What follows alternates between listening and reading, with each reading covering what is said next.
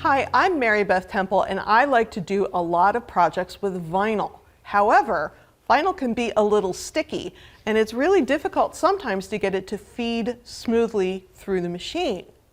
Now, we can fix the problem on the top side by changing out our foot to a Teflon foot or a roller foot on a walking foot.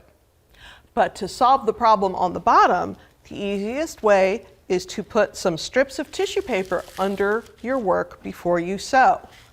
The combination of the tissue paper and the vinyl gives the feed dogs something to grip onto, so you can go ahead and make your seam like you normally would.